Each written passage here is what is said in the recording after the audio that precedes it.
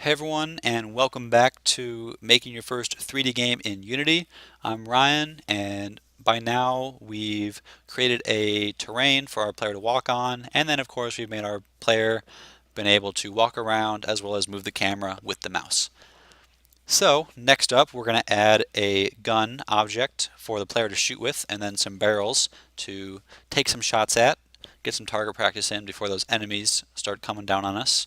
So to begin with, in the Unity package that is in the description below, there are a couple of objects. There is a revolver object, and this is a prefab in the folder, so you can just actually just drag it into the scene, and there we go. It'll work just fine.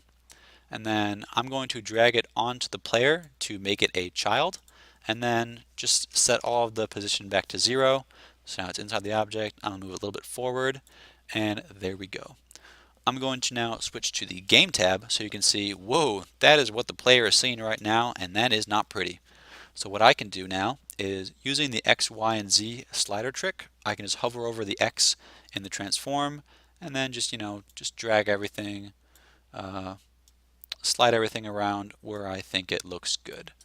So go ahead and, yeah, that looks fine to me. Yeah, sure.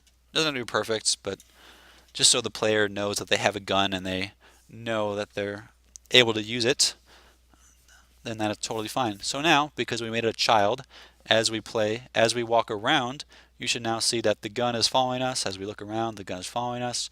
So that's pretty good. We're not leaving it behind. So now we should make that gun actually do something. So let's go ahead back to our player script. And again, all of this code is already completed for you inside of the Unity package, but as we're following along, we're going to be making our own. So I'm going to add a couple of variables.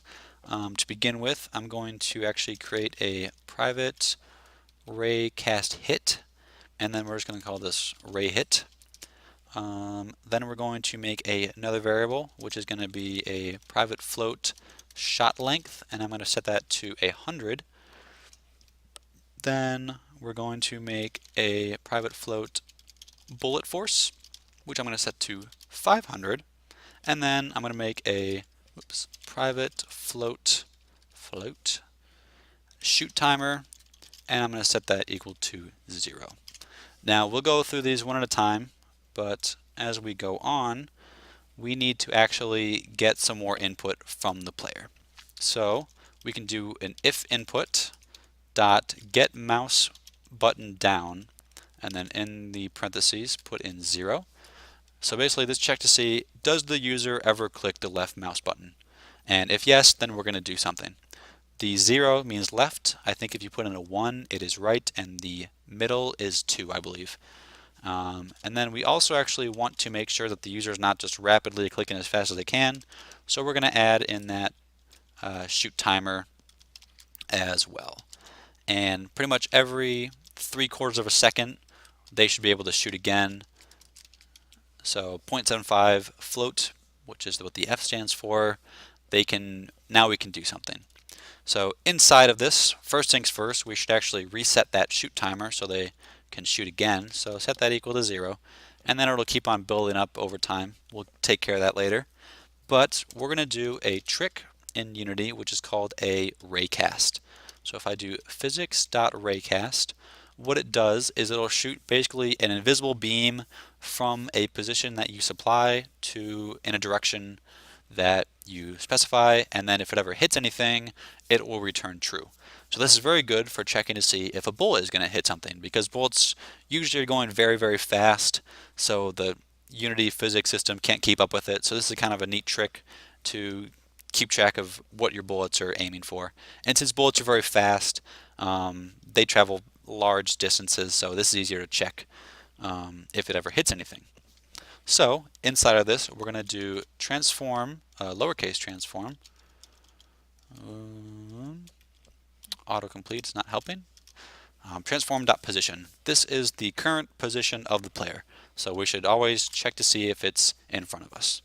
Then we're going to do comma, and we're going to do transform, again lowercase. If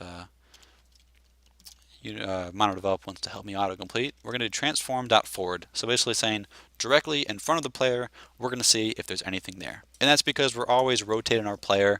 The gun is always immediately in front of the player. So this is a good way just to kind of cheat about it. Then we have to do out, and then we have to do that ray hit that we specified. Now what this will do is it'll save all the information about whatever object is hit to that ray hit so we can use it later. And then finally we have to set a max distance, which is going to be the shot length that we specified earlier. And feel free to change any of those values.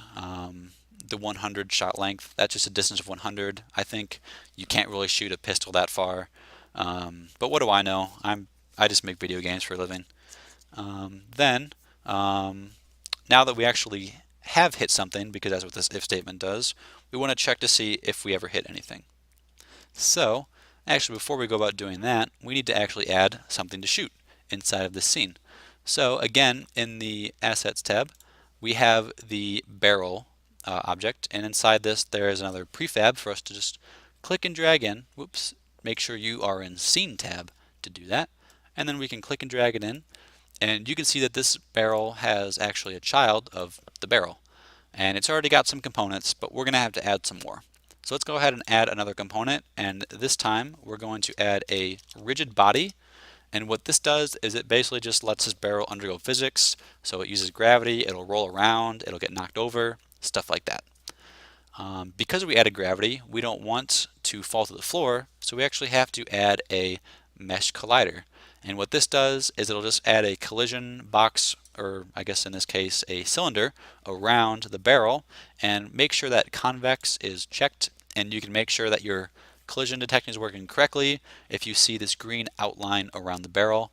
And then that looks good to me. So let's head back to our assets folder and right click inside of the project tab, and we're going to do create prefab. Now what a prefab is, and we're going to name this our barrel, because why not? Now what a prefab is, it is just an easy way to kind of copy and paste an object. So what we can do is this barrel that we just created, we can drag it on to our barrel, the prefab, and once everything has get copied over incorrectly, then what we can do is we can actually just drag in more and more of these barrels. So if we have all that, I can create a nice little tower, just like that. And then I can hit play, and you should be able to see that, yep, there's our barrels. You can see them wobbling a little bit, and we can't really do anything yet about that, but let's finish up our script. So now that we know what we're hitting, what we can do is we can check to see if the ray hit, which is it's whatever our bullet hit, we can do dot rigid body, and we want to make sure that's not equal to null. So basically, if we ever hit a barrel has a rigid body. If we ever hit the ground does not have a rigid body. So we don't want to do anything to the ground that we shouldn't. So if the rigid body exists, then what we can do is we can again do ray hit dot rigid body, and what we want to do is we want to add a force at position. And what this does is it'll basically just act like a bullet shot it at that certain point. So what we can do is we can just again do transform dot position, and then we can do I wanted to transform dot forward because this is the force that is hitting it, and so it's coming from us, so transform dot forward is just a nice way to specify the direction that it's coming from. And then we want to do bullet times bullet force. And again, remember that I set mine to be 500 because it wants a little kick, but if you want to add a bit more or pull that back a little bit, then that's up to you. And then we have to specify a position, and we can just do ray hit, there it is, dot point, and that's the point where the ray actually hit the object. So one important thing though that we have to add is below all of this if statements, we have to do shoot timer plus equals time dot delta time, and that'll just keep our track of our shot thing in real time. So once everything is said and done, assuming I correctly coded everything, which I did, I can go ahead and hit that play button, and now I can go ahead and just, there we go. Now we're shooting around at the barrels. There they go. Now they're going flying. Boom. But we don't know what we're shooting at yet. So one last thing before we go, I want to go ahead and add a texture for crosshairs. So we're actually going to make this one public. We're going to make this one public, and it's going to be a texture, and it's going to be, we'll just call it crosshair text. And I'm going to go ahead and copy paste that because we'll need that in a second. So what we can do with this now is we can actually make a new method called void on GUI. And make sure that on is capitalized, as is GUI. And what this is a Unity specific function such as start and update that will draw the GUI to the screen. So what we can do is we can just do GUI dot draw texture, and then we need to specify a position. So I would like to do a new rectangle, new rect, and then we can do screen, whoops, not that, screen dot width divided by 2, and then minus the crosshair texture, and then I actually want to add another variable, which is private float, and then we're going to call this one crosshair scale. And this will just make it so our object is correctly the right size. So crosshair.text.width times, this is going to be the crosshair scale, and then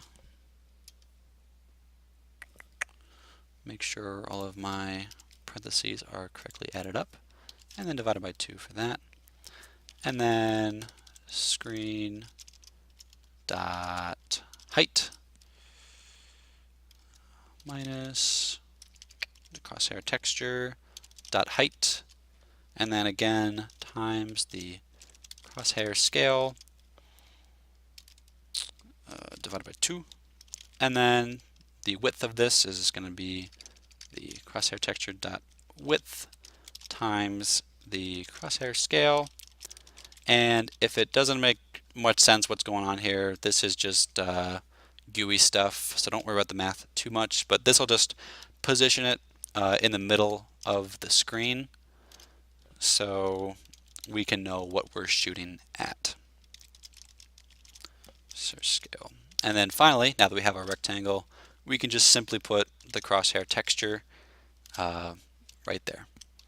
So now we actually have to supply the texture, and again, because we made it public, if we go to our player script, once everything is done compiling, we can go click on the player, and then you'll see it says none texture.